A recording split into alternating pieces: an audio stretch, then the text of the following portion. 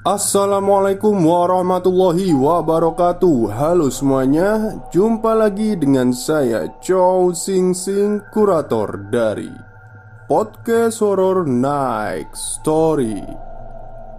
Halo, apa kabar semuanya? Semoga kalian pada sehat semua ya. Dan seperti biasanya pada malam hari ini saya kembali dan akan membawakan sebuah kisah mistis untuk kalian semua. Kisah kali ini datang lagi dari Mas Fahri Seno yang menceritakan tentang pengalaman mistisnya. Bukan pengalaman mistisnya ya, lebih tepatnya pengalaman mistis adiknya saat berada di rumah mertuanya. Seperti apa kisahnya? Mari kita simak. Assalamualaikum warahmatullahi wabarakatuh. Selamat malam Mas Chow Sing Sing dan para pendengar setia podcast Horror Next Story. Cukup lama sejak terakhir kali saya berbagi cerita. Banyak hal yang terjadi sehingga saya terhenti untuk menulis cerita. Mulai dari perjalanan dinas yang sangat menyita waktu saya, dan saya juga sempat terpapar COVID-19 sehingga harus isolasi selama sebulan penuh untuk mengembalikan kondisi tubuh. Tak hanya itu, hujan lebat yang melanda daerah tempat tinggal saya membuat rumah saya kebanjiran selama 2 hari. Lengkap sudah semua hal yang terjadi untuk menyita waktu saya. Ternyata masih ada lagi kejadian yang terjadi lagi. Omku yang selama 2 tahun berjuang melawan penyakitnya akhirnya menghembuskan nafas terakhirnya. Setelah semua hal yang terjadi, akhirnya saya bisa kembali menulis cerita yang dialami oleh adik kandung saya. Juli 2018 menjadi hari yang paling bahagia bagiku. Aku melepas masalah jangku, dan abangku satu-satunya juga dapat pulang dari merantau untuk menghadiri pesta pernikahanku. Oh, jadi ini ceritanya diambil dari sudut pandang adik perempuannya Mas Fahri Seno. Tapi siapa sangka kalau itu akan menjadi awal teror yang aku alami setelah menikah. Perkenalkan, namaku Tian. Aku adalah adik dari Fahri, abangku yang sudah beberapa kali menuliskan ceritanya di podcast ini. Selepas pernikahanku, aku dan suami sepakat untuk tinggal di rumah orang tua suamiku, atau lebih tepatnya numpang di rumah mertua. Walau sebenarnya kami sudah punya rumah, namun mertuaku melarang kami untuk pindah karena mereka merasa sepi jika harus ditinggal berdua saja di rumah. Akhirnya kami sepakat untuk tinggal di rumah mertua menemani mereka. Dan umur mereka juga sudah tidak muda lagi. Sudah banyak penyakit yang datang karena usia. Jadi lebih bijak jika kami tinggal di sana menjaga mereka. Dan rumah orang tuaku juga tidak jauh dari rumahnya. Jadi aku juga bisa sering-sering melihat orang tuaku sendiri. Walaupun orang tuaku masih terlihat sehat dan muda, karena masih sanggup untuk melakukan aktivitas mereka sendiri tanpa bantuan dari anak-anaknya. Cerita ini dimulai ketika bapak mertuaku meminta untuk menebang sebuah pohon rambutan di belakang rumah. Belakang rumah kami adalah sebuah tanah kosong yang dipenuhi oleh rumput tinggi dan ilalang. Ada sebuah pohon rambutan yang besar amat rindang. Pohon itu sudah tua, dan buah yang dihasilkan juga tidak banyak. Ada banyak benalu tanaman di batang pohonnya. Cukup untuk membuat seram jika aku membuang sampah di belakang rumah pada waktu malam. Akhirnya bapak mertuaku meminta untuk menebang pohon itu agar cahaya matahari dapat masuk dan sirkulasi udara lebih segar. Hal itu ternyata disambut baik oleh tetangga sebelah rumah yang juga merasa lebih baik untuk menebang pohon itu. Pak Anwar, begitu warga memanggilnya. Pak Anwar ini seorang kontraktor yang jarang pulang karena pekerjaannya yang di luar kota, sehingga rumahnya lebih sering kosong karena istrinya juga bekerja sebagai guru dan anak satu-satunya juga sudah bekerja di sebuah perusahaan swasta. Akhirnya diputuskan Pak Anwar mencari orang untuk menebang pohon itu. Bukan hal yang susah bagi seorang kontraktor untuk mencarinya. Singkat cerita, pohon itu akhirnya ditebang. Tidak ada hal yang mengganjal saat penebangan pohon itu. Semua berjalan biasa saja. Sampai aku mengalami hal yang menyeramkan. Hari ini aku shift siang, sehingga aku akan pulang jam 10 malam. Aku pergi kerja diantar oleh suamiku karena dia tidak kerja hari ini. Ini hari Sabtu, kantornya libur. Jam 10 malam, suamiku menjemput di gerbang depan. Aku langsung menghampirinya. "Cari makan dulu yuk mas, belum makan nih." "Oke yuk," jawabku singkat sambil menaiki sepeda motor dan memakai helm. Kami akhirnya memutuskan untuk membeli sate ayam. Karena melihat tempatnya yang ramai, kami memutuskan untuk membungkusnya dan segera pulang. Sesampainya di depan rumah, aku turun dan membuka pagar rumah. Aku langsung membuka pintu garasi dan masuk ke dalam. "Mas, pagarnya jangan lupa dikunci ya," kataku sambil melepas sepatu dan melepaskannya di rak. "Oh iya, mertuaku sedang tidak di rumah. Terkadang mereka suka menginap di rumah kakak iparku karena kakak iparku itu baru saja melahirkan anak keduanya. Jadi mereka lebih sering menginap di sana dibandingkan di rumah sendiri." Aku langsung masuk ke kamar, menghidupkan lampu dan meletakkan tasku di meja. Aku pun keluar dari kamar.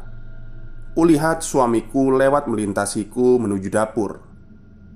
"Mas, ambilin piring sekalian ya," kataku. Namun, suamiku hanya diam saja. Aku pikir dia mungkin mau ke toilet karena udah kebelet. Aku duduk di sofa ruang TV dan kagetnya aku saat melihat suamiku masuk dari arah pintu garasi. Aku hanya terdiam melihatnya masuk ke dalam rumah. "Kenapa kamu, Dek?" tanyanya heran kepadaku. "Mas, bukannya tadi ke dapur ya?" balasku bertanya. "Hah? Mas dari depan kok habis kunci pagar?" jawabnya dengan santai sambil masuk ke kamar. Aku langsung bangkit dari duduk dan menuju dapur. Benar, di sana kosong, tidak ada orang. Bahkan di toilet pun juga kosong. Tidak ada bekas air di lantai. Berarti suamiku memang tidak bercanda. Lantas, siapa yang aku lihat tadi? Aku menceritakan hal ini kepada ibuku saat aku berkunjung. Ibuku berkata bahwa itu bisa saja makhluk halus yang menyamar jadi suamiku. Maklum, ibuku ini kejawennya sangat kuat. Sehingga sejak itu, ibu melarangku untuk tidur di rumah sendirian jika suamiku dinas keluar kota. Lebih baik aku tidur di rumah ibu saja, katanya. Aku berpikir ini hanya terjadi di malam hari saja. Ternyata tidak. Di hari yang lain, aku merekam video di rumah tersebut dengan keponakanku. Anak kakak iparku sedang main ke rumah, sedangkan suamiku sedang keluar membeli minuman. Kami bermain video di sebuah media sosial. Awalnya tak ada yang aneh saat kami membuat video itu. Malamnya, di saat aku iseng mengecek video yang kami buat, mataku tertuju pada sepasang mata berwarna merah dari lorong dapur. Dan ada kuku-kuku jari seperti cakar yang memegang dinding lorong, seperti seorang yang sedang mengintip. Selebihnya hanya seperti ada suara orang yang sedang berjalan atau memainkan benda di dalam rumah. Aku hanya berpikir hal itu biasa. Mungkin mereka mau berkenalan denganku. Semenjak itu, aku tidak berani untuk di rumah sendirian. Jika suamiku belum pulang, aku lebih memilih untuk main ke rumah ibuku. Ternyata bukan hanya aku yang mengalami gangguan, namun tetangga sebelah juga mengalami. Pak Anwar memiliki seorang anak perempuan yang sudah bekerja dan kerap kali pulang malam juga. Kejadian ini terjadi saat Pak Anwar sedang bekerja di luar kota, dan istri serta anaknya mengalami gangguan mistis dari makhluk halus. Ana, begitu kami memanggil anak Pak Anwar itu. Dia seorang gadis yang pendiam dan kurang bergaul dengan tetangga. Karena anaknya memang pemalu dan bisa dibilang tertutup juga sih. Sebut saja Bu Nani, istri dari Pak Anwar. Malam itu Bu Nani sendirian di rumahnya. Suaminya sedang melihat proyek di luar kota, dan anaknya Ana belum pulang dari kantor. Rumah mereka memiliki 2 lantai, dan lantai 2 adalah kamarnya Ana. Kamar itu memiliki jendela yang menghadap ke belakang rumah. Malam itu, Bu Nani merasa kalau dari dalam kamar Ana terdengar suara seperti orang yang sedang berjalan mondar-mandir. Karena lantainya dari kayu sehingga terdengar ada suara decitan kayu ketika ada yang berjalan. Bu Nani berpikir bahwa anaknya sudah pulang, namun tidak terdengar suara motornya. Akhirnya Bu Nani pun naik ke atas untuk memastikan siapa itu. Begitu pintu dibuka, ternyata tidak ada siapa-siapa di dalam kamar. Hanya jendela kamar yang masih terbuka dan gorden yang tergerai ditiup angin. Bu Nani kembali turun. Saat akan menuruni anak tangga, Bu Nani melihat seperti ada bayangan orang di dalam kamar anaknya itu. Padahal dia baru saja mengeceknya dan tidak ada siapa-siapa di sana. Dengan rasa penasaran yang besar, Bu Nani kembali membuka kamar anaknya untuk mengecek. Dan benar, tidak ada siapa-siapa di sana. Bu Nani yakin sekali kalau ada yang dilihatnya dan ada bayangan orang yang berjalan. Akhirnya Bu Nani pun turun ke ruang keluarga untuk kembali menonton televisi. Saat tiba di bawah, Bu Nani melihat suaminya sudah pulang dan berjalan ke arah kamarnya. "Sudah pulang, Pak?" tanya Bu Nani sembari turun dari tangga. Tapi suaminya hanya diam dan berjalan masuk ke kamar. Mungkin suaminya lelah, pikirnya.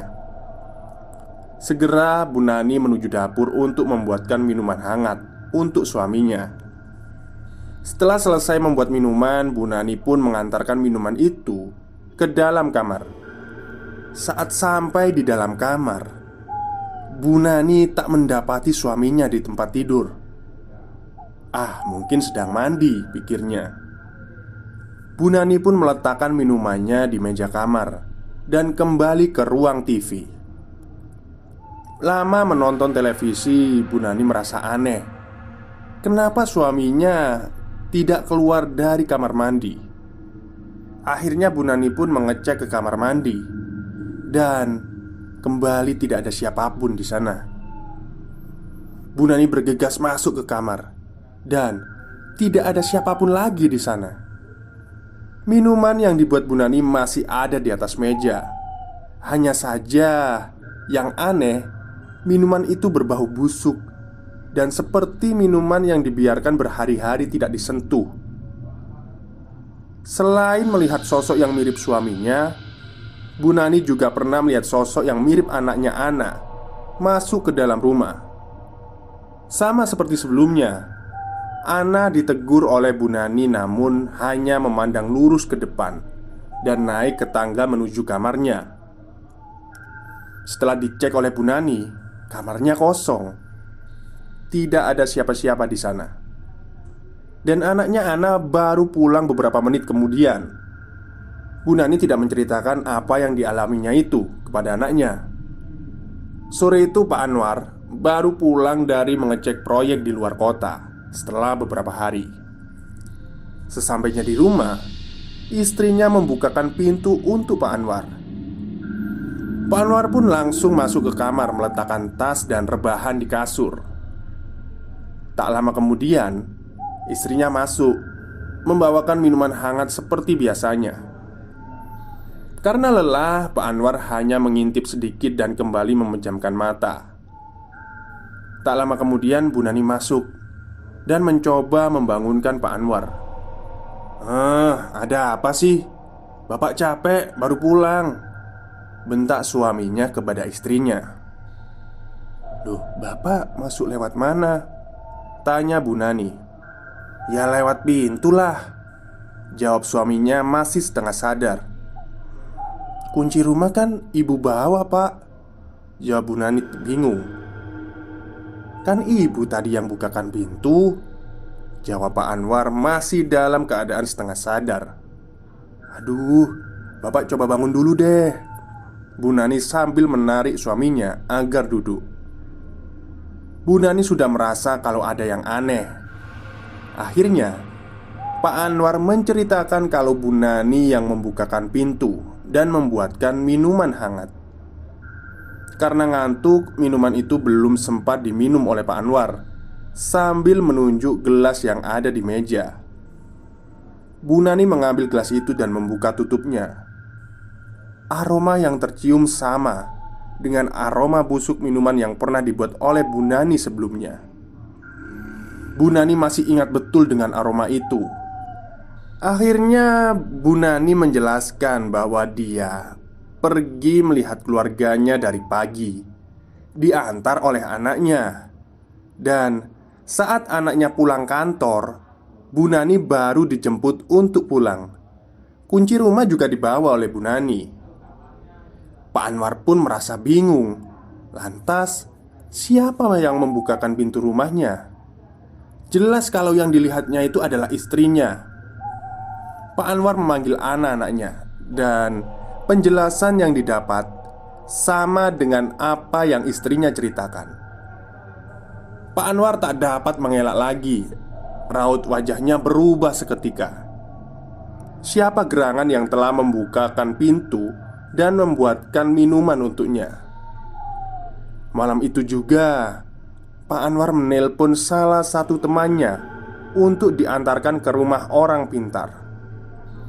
Pak Anwar khawatir kalau dia membawa makhluk tak kasat mata pulang ke rumahnya, karena pekerjaannya yang harus pergi di berbagai daerah. Hal seperti itu memungkinkan untuk terjadi. Malam itu, Pak Anwar akhirnya pergi ke rumah orang pintar kenalan kawan kantornya. Sebut saja Banu. Dulu Banu juga pernah mengalami kejadian mistis saat dia bertugas mengawasi proyek di daerah. Karena berlaku tidak sopan di kampung orang lain, si Banu ini diikuti sesosok kuntilanak sampai pulang ke rumahnya. Dan orang pintar inilah yang menolong mengusir kuntilanak tersebut. Mbah Beni, sebut saja begitu namanya.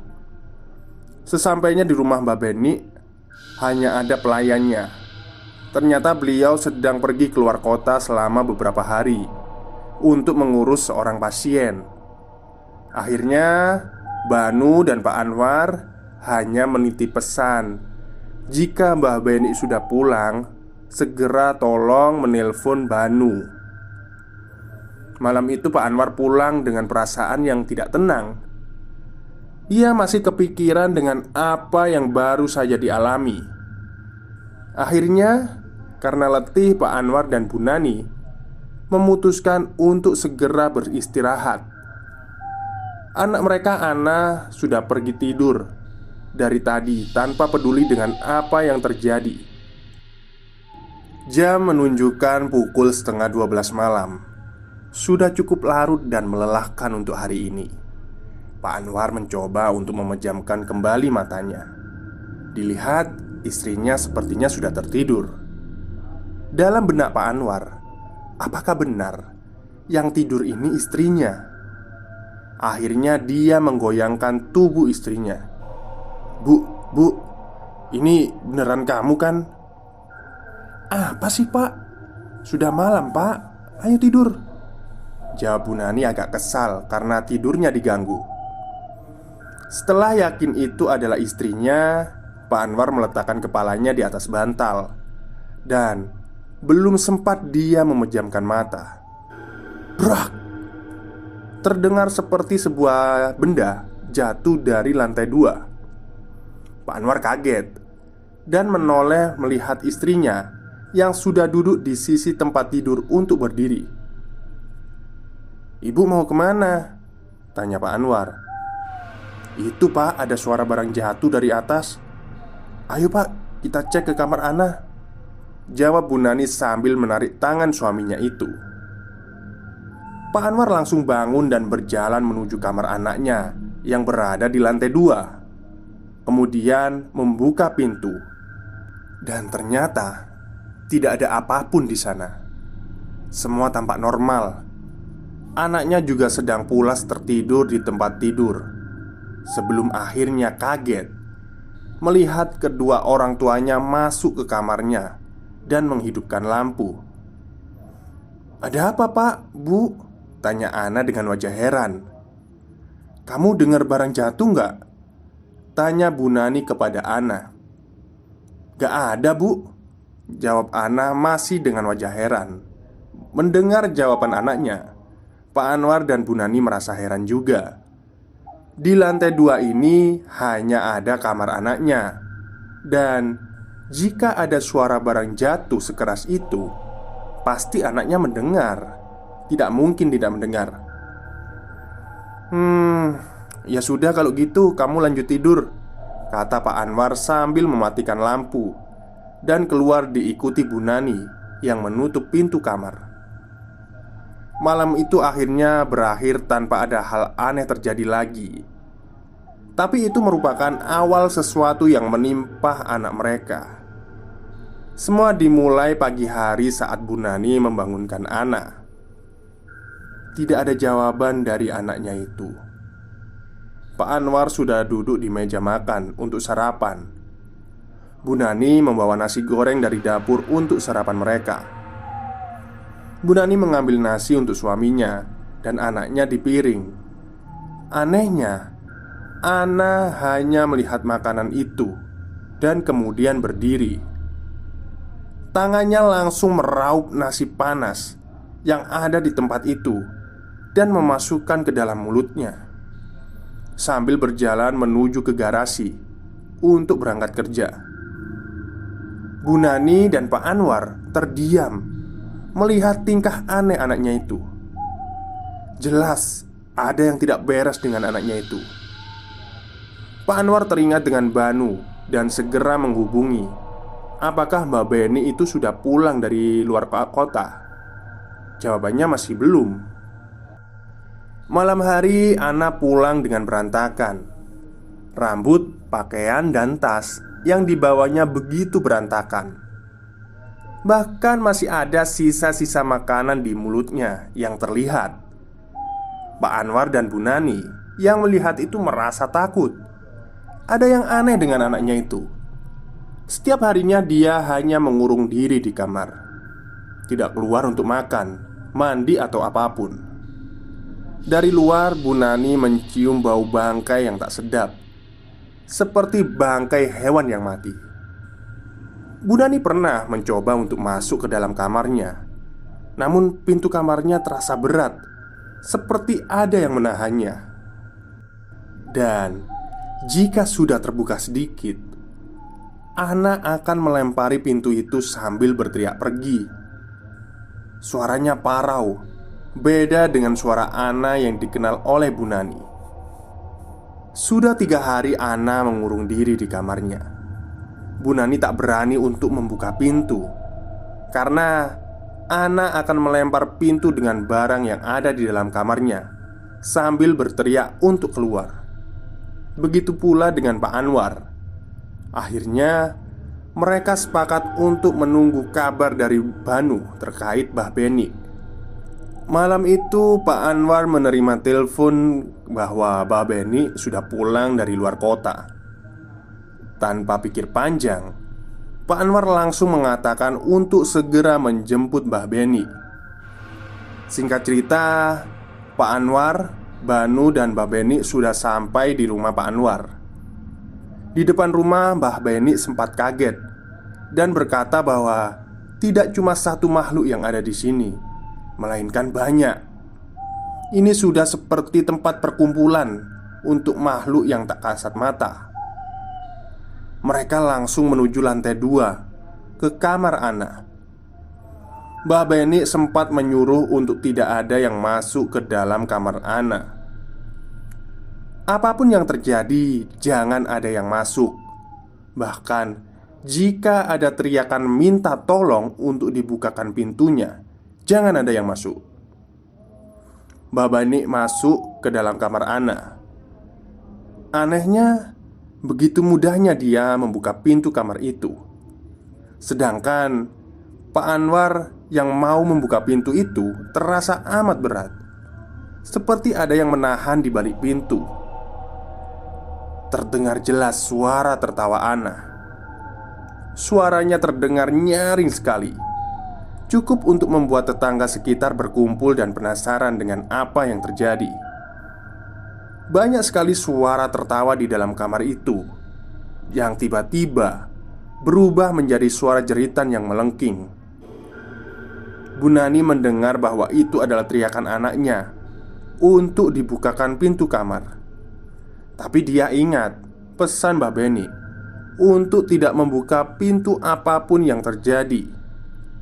Beberapa saat kemudian pintu terbuka dan Mbah Beni keluar serta menyuruh kepada Bu Nani untuk membawakan selimut dan air hangat untuk anaknya. Segera Bu Nani melakukan hal itu dan mengikuti masuk ke belakang Mbah Beni, diikuti oleh Pak Anwar dan Banu, mencoba menghalangi tetangga yang melihat karena penasaran. Salah satunya aku juga, yang penasaran dengan apa yang terjadi. Ana sudah terbaring lemas di lantai dengan keringat membasahi sekujur tubuhnya. Kamarnya berantakan tak karuan dan banyak sekali bangkai tikus di mana-mana. Di mana letak pohon rambutan yang ditebang itu?" tanya Mbak Beni kepada Pak Anwar. "Di belakang rumah, Mbah," jawab Pak Anwar agak ragu. Bagaimana Mbak Beni tahu kalau ada pohon rambutan yang ditebang, sedangkan Pak Anwar tidak pernah menceritakan hal itu? "Ambil kendi yang tadi, Banu," jawab Mbah Beni sambil menuruni tangga diikuti Pak Anwar. Banu dan tetangga yang penasaran sebagian lagi naik dan masuk ke kamar Ana untuk membantu Bu Nani. Sedangkan yang lainnya ikut ke belakang untuk melihat tempat bekas penebangan pohon itu, termasuk suamiku yang mengikuti Pak Anwar.